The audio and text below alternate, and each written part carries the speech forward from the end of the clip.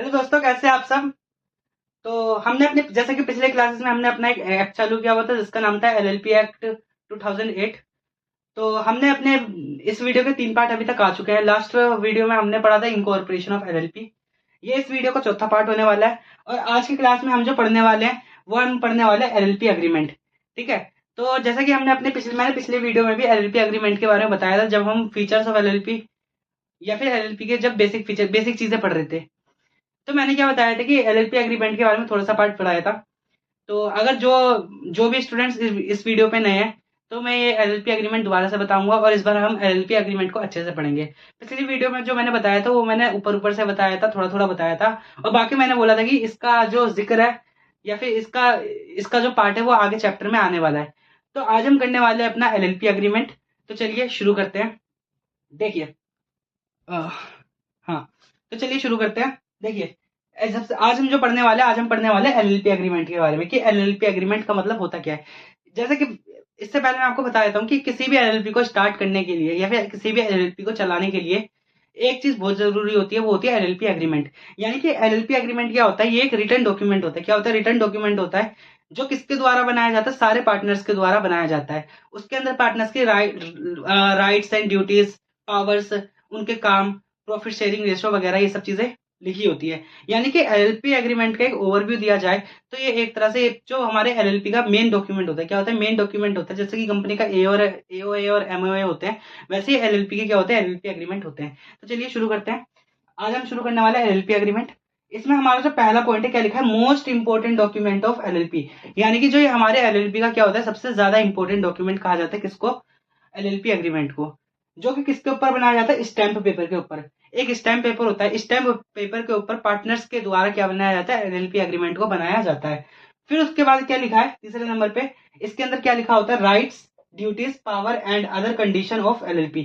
यानी कि एलएलपी में जितने भी पार्टनर्स के राइट्स है, ड्यूटीज है, पावर है या फिर कोई भी कंडीशन है एलएलपी की, वो किसके अंदर लिखा होता है? हमारे एलएलपी एग्रीमेंट के अंदर लिखा होता है। फिर उसके बाद हमारा अगला पॉइंट है प्रॉफिट शेयरिंग रेशो। इसके अंदर पार्टनर की प्रॉफिट शेयरिंग रेशो होती है कि पार्टनर जो प्रॉफिट या लॉस कमाएंगे तो उसके अंदर वो कैसे प्रॉफिट को डिस्ट्रीब्यूट करेंगे एक साथ में।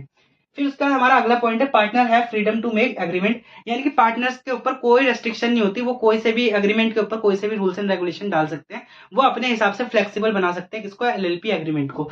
फिर उसके बाद हमारा अगला पॉइंट है return document sign by all partners. यानी कि ये एक रिटर्न डॉक्यूमेंट होता है जो साइन किया जाता है सारे पार्टनर्स के द्वारा। यानी कि एलएलपी एग्रीमेंट के अंदर सारे पार्टनर के साइन होना मैंडेटरी है। फिर उसके बाद हमारा क्या लिखा है? At least two witness. At least two witness यानी कि 2 witness must be sign on last page of agreement. यानी कि इस एग्रीमेंट के लास्ट पेज में, यानी कि मान लो कि एलएलपी 10 पेज का है, एलएलपी एग्रीमेंट 10 पेज का है, तो 10वें पेज पे एटलीस्ट 2 विटनेस के साइन होने चाहिए। क्या? एटलीस्ट 2 विटनेस के साइन होने चाहिए। कौन से? लास्ट पेज, एग्रीमेंट के लास्ट पेज पे। तो मैं फिर से रिकॉल करवा देता हूँ कि हम क्या पढ़ रहे हैं। हम पढ़ रहे हैं एलएलपी एग्रीमेंट। एलएलपी एग्रीमेंट के बारे में पढ़ रहे हैं। तो इसके बारे में हमने सबसे पहले पढ़ा कि it is the most important document of LLP. यानी कि एलएलपी का सबसे ज्यादा इंपोर्टेंट डॉक्यूमेंट होता है जो कि किसके ऊपर बनाया जाता है? स्टैम्प पेपर के ऊपर बनाया जाता है, जिसके अंदर rights, duties, power, other condition of LLP लिखी होती है। जिसके अंदर पार्टनर की प्रॉफिट शेयरिंग रेशियो लिखी होती है। पार्टनर है फ्रीडम टू मेक एग्रीमेंट। यानी कि पार्टनर के पास पूरा का पूरा राइट होता है, यानी कि पूरी की पूरी फ्रीडम होती है कि वो एग्रीमेंट को अपने हिसाब से फ्लेक्सिबल बना सकते हैं। फिर उसके बाद हमारा अगला पॉइंट था return document sign by all partners. यानी कि जो ये जो डॉक्यूमेंट होती है ये साइन होना चाहिए सारे पार्टनर्स के द्वारा। यानी कि सारे पार्टनर्स की जो सारे पार्टनर्स की हामी होनी चाहिए इस एग्रीमेंट को बनाने के लिए, इसलिए उसके साइन लिए जाते हैं पार्टनर्स के सारे। फिर अगला है हमारा एटलीस्ट 2 विटनेस। यानी कि इसके अंदर एटलीस्ट 2 विटनेस के साइन होने चाहिए लास्ट पेज पे इस एग्रीमेंट के। ठीक है। तो ये क्या था? हमारा एलएलपी एग्रीमेंट था। चलिए ठीक है, यहाँ तक हमने पढ़ लिया था कि हमारे एलएलपी एग्रीमेंट के बारे में। अब हम पढ़ेंगे एलएलपी एग्रीमेंट के ऑब्जेक्टिव्स क्या होते हैं। यानी कि जो हम एलएलपी एग्रीमेंट बना रहे हैं उसकी वजह क्या है हमारे हमारे एलएलपी को एग्रीमेंट बनाने की। तो चलिए शुरू करते हैं। तो हमारा अभी टॉपिक है ऑब्जेक्टिव ऑफ एलएलपी एग्रीमेंट। देखिए, इसका पहला पॉइंट है define roles, responsibility and power of partners. यानी कि ये क्या डिफाइन करता है? Role, responsibility and power of partners. यानी कि ये पार्टनर्स के रोल्स, रिस्पॉन्सिबिलिटी और उनके पावर के बारे में उनको बताता है। फिर उसके बाद हमारा है clarify the managerial, operational as well as administrative responsibility and method of decision making.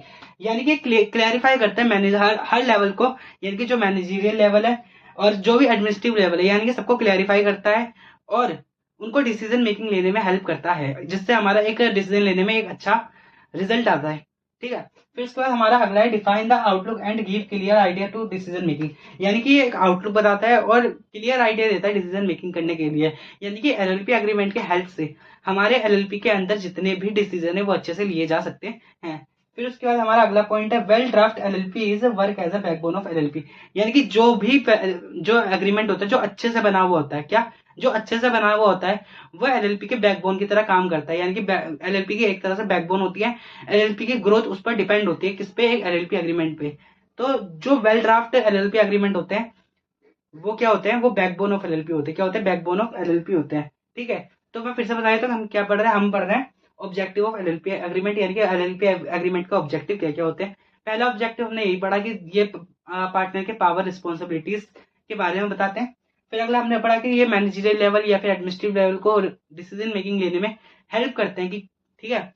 फिर उसके बाद हमारा अगला है कि डिफाइन द आउटलुक, यानी कि एक आउटलुक को बताते हैं और जिससे डिसीजन मेकिंग हमारी आसान होती है और एक हम अच्छा इफेक्टिव और एफिशिएंट डिसीजन मेकिंग कर पाते हैं। फिर उसके बाद हमने अगला पढ़ा well draft LLP agreement work as a backbone of LLP. जो भी एलएलपी एग्रीमेंट वेल ड्राफ्ट होते हैं, अच्छे से बने हुए होते हैं, वो किसकी तरह काम करते हैं, बैकबोन ऑफ एलएलपी की तरह काम करते हैं। फिर उसके बाद हम अगला पढ़ेंगे, अब उसके बाद जो हम अपना अगला पढ़ेंगे, अगला पॉइंट हम पढ़ेंगे कि how to make LLP agreement. यानी कि एक एलएलपी एग्रीमेंट कैसे प्रिपेयर होता है। तो हमारा अगला टॉपिक है वो क्या है, how to prepare LLP agreement. यानी कि एक एलएलपी एग्रीमेंट को बनाने का क्या प्रोसेस है, यानी कि एक एलएलपी एग्रीमेंट को हम कैसे बना सकते हैं। तो ऑब्वियस सी बात है, अगर हम कॉमन सेंस लगाए तो हमने पहले ही पढ़ा कि एक एलएलपी एग्रीमेंट को बनाने के लिए क्या होता है, पार्टनर की कंसेंट चाहिए होती है। एलएलपी एग्रीमेंट स्टैम्प पेपर पे बनाया जाता है। एटलीस्ट दो विटनेस के साइन होने चाहिए, सारे पार्टनर्स के द्वारा साइन किए जाने चाहिए।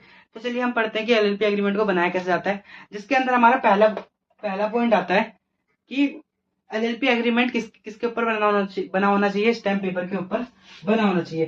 तो इसमें लगा है कि the agreement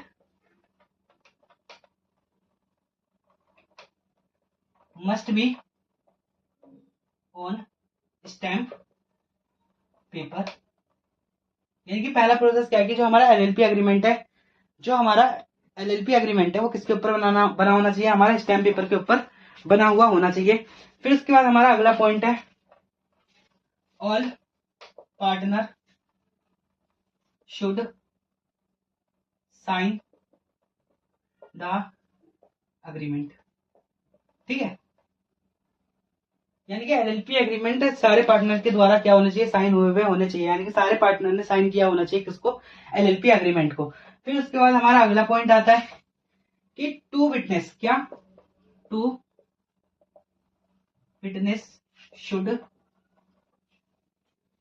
sign the should sign the agreement, two witness should sign the agreement at last page. यानी कि हमने पढ़ा था कि दो विटनेस के साइन होने चाहिए एलएलपी के लास्ट पेज में। यानी कि दो विटनेस, कम से कम दो विटनेस के साइन होने चाहिए एलएलपी के लास्ट पेज में। फिर उसके बाद हमारा आखिरी स्टेप होता है each partner should provide the, यानी कि सारे पार्टनर्स के पास एलएलपी एग्रीमेंट की कॉपी होनी चाहिए।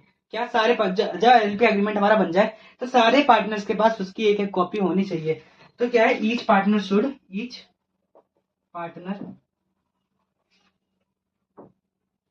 बी